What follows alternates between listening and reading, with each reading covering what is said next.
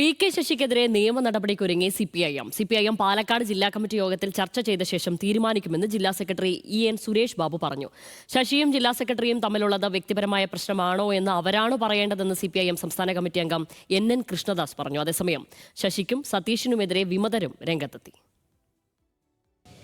സിപിഐഎമ്മിനെ വെല്ലുവിളിച്ചാണ് CPIM വിമതർ convention നടത്തിയത്. Convention ഉദ്ഘാടനം ചെയ്ത് സംസാരിച്ച പി.കെ. ശശി രൂക്ഷമായ വിമർശനമാണ് ജില്ലാ നേതൃത്വത്തിനെതിരെ ഉന്നയിച്ചത്. തുടർന്ന് ശശിയെ സിപിഐഎം പുറത്താക്കി. ശശി അമാനുഷികനല്ലെന്നും തെറ്റുതിരുത്താൻ അവസരം പാർട്ടി നൽകിയിരുന്നുവെന്നും സിപിഐഎം ജില്ലാ secretary N Suresh Babu news മലയാളത്തോട് പറഞ്ഞു.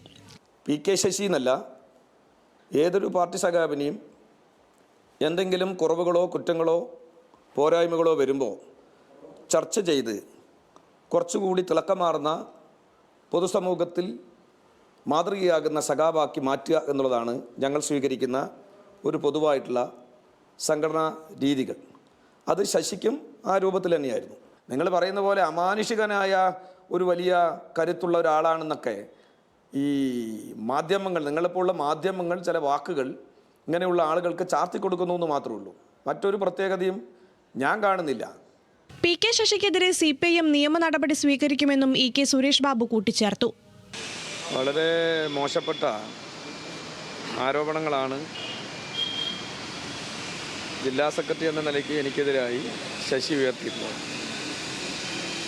അതുകൊണ്ട് തന്നെ നിയമ നടപടിക്ക് പോവുക എന്നുള്ളതാണ് ആലോചിക്കുന്നത്.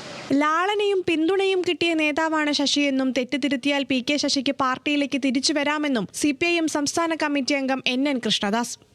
വീണ്ടും ഞാനതാ പറയണം, ഇത്ര അധികം പിന്തുണയും ലാളനയും പാർട്ടി നേതൃത്വത്തിൽ നിന്ന് കിട്ടിയിട്ടുള്ള ഒരു നേതാവ് ഈ ജില്ലയിൽ ഉണ്ടാവില്ല.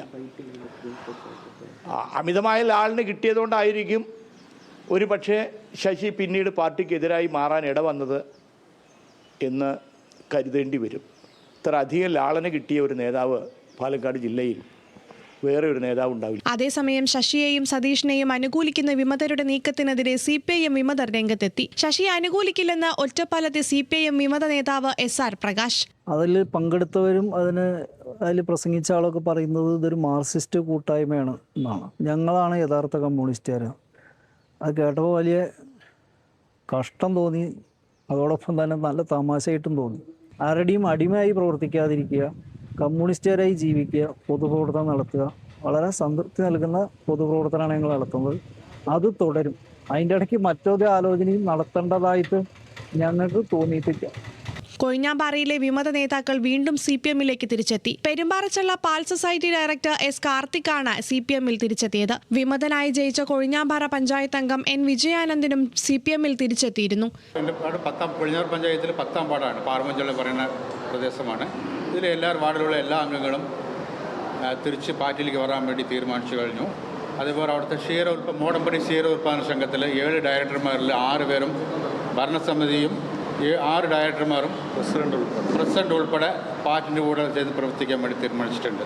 ശശിക്കെതിരെ രൂക്ഷ വിമർശനവുമായി പാലക്കാട് ജില്ലയിലെ സിപിഐഎം ഡിവൈഎഫ്ഐ നേതാക്കളും രംഗത്തെത്തി. ശശിക്കൊപ്പം നിൽക്കാത്തവർക്കെതിരെ അപവാദം പ്രചരിപ്പിച്ച് ഇല്ലാതാക്കുമെന്ന് സിപിഐഎം ജില്ലാ സെക്രട്ടേറിയറ്റ് അംഗം വി ചെന്താമരാക്ഷൻ പറഞ്ഞു. ശശി വിഭാഗീയതയുടെ നേതാവാണെന്ന് CPM Sreekrishnapuram area secretary K Jayadevan വിമർശിച്ചു. പാർട്ടി ഓഫീസ് ഫണ്ടും ബാങ്കിലെ പണവും കട്ടതിനാണ് ശശിയെ തരം താഴ്ത്തിയതെന്ന് ഡിവൈഎഫ്ഐ ജില്ലാ സെക്രട്ടറി KC റിയാസുദ്ദീനും പ്രതികരിച്ചു. ഫേസ്ബുക്കിലൂടെയായിരുന്നു നേതാക്കളുടെ പ്രതികരണം. ന്യൂസ് മലയാളം, പാലക്കാട്.